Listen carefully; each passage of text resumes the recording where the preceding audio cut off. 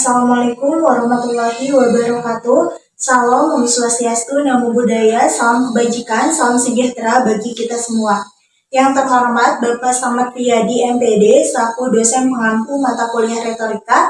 Sebelumnya, perkenalkan nama saya Siti Marotu Laila dengan nomor pokok mahasiswa 2210 6310 80090 dari kelas 4 CPBSI. Pada kesempatan ini, saya akan membahas topik yang sangat penting dan relevan dengan masa depan kita, yakni dampak kecerdasan buatan atau AI pada dunia kerja, dan bagaimana kita harus menyikapinya secara etis. Untuk mengulik lebih dalam, mari kita bahas bersama.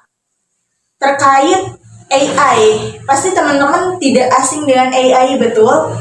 Nah, kecerdasan buatan atau AI telah menjadi topik hangat dalam beberapa tahun terakhir, dan tidak heran mengapa AI bukan lagi sekedar istilah keren dalam film fiksi ilmiah, tapi sudah menjadi bagian nyata dari kehidupan kita sehari-hari, dari asisten virtual di smartphone hingga sistem rekomendasi di platform streaming. AI ada di mana-mana dan terus berkembang dengan pesat. Teknologi ini telah mengubah cara kita bekerja, belajar, dan bahkan berinteraksi satu sama lain.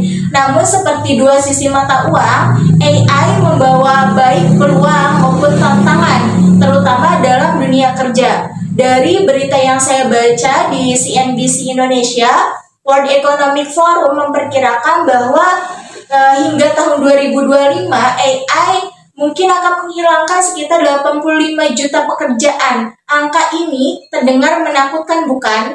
Tapi tunggu dulu, ada kabar baiknya. Laporan yang sama juga memprediksi munculnya 97 juta pekerjaan baru. Ini menunjukkan bahwa AI tidak sepenuhnya menghilangkan pekerjaan, tetapi lebih kepada mengubah landscape pekerjaan yang ada dan adanya peluang besar bagi mereka yang siap beradaptasi dengan keterampilan baru.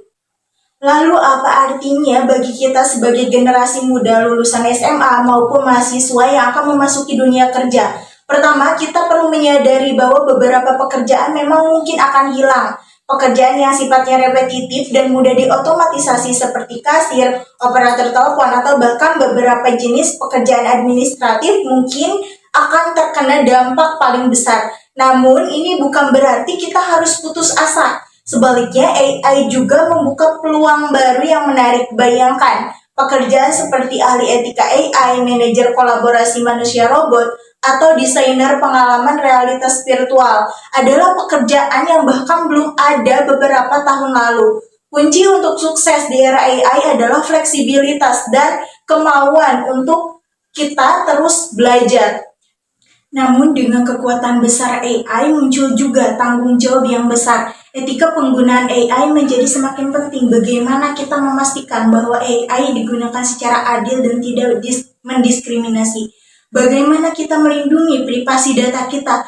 Dan yang paling penting, bagaimana kita memastikan bahwa keputusan paling tetap di tangan manusia, bukan mesin? Sebab sebagaimana contoh, bayangkan sebuah perusahaan menggunakan AI untuk menyaring lamaran pekerjaan. Jika AI tersebut tidak diprogram dengan benar, ya mungkin akan mengabaikan kandidat yang berkualitas hanya karena mereka berasal dari latar belakang yang berbeda. Ini bukan hanya masalah teknis, tapi juga masalah etika yang serius.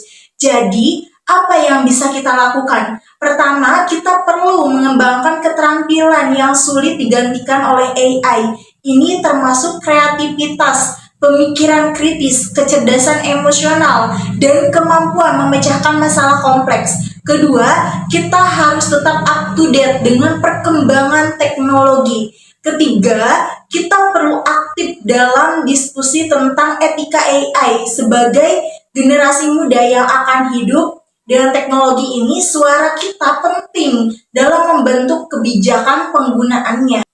Ingatlah, AI adalah alat seperti halnya pisau yang bisa digunakan untuk memasak atau melukai. AI juga bisa membawa manfaat atau kerugian, tergantung bagaimana kita menggunakannya. Tugas kita adalah memastikan bahwa AI ini digunakan untuk kebaikan bersama dan untuk memajukan negara dengan hal-hal positif. Sebagai penutup, mari kita hadapi era AI ini dengan semangat optimisme yang diimbangi dengan kewaspadaan, dengan persiapan yang tepat dan pemahaman yang baik tentang etika.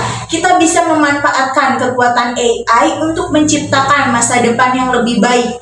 Ingat, masa depan ada di tangan kita. Mari kita bentuk masa depan di mana teknologi dan kemanusiaan berjalan beriringan, saling melengkapi, bukan saling meniadakan.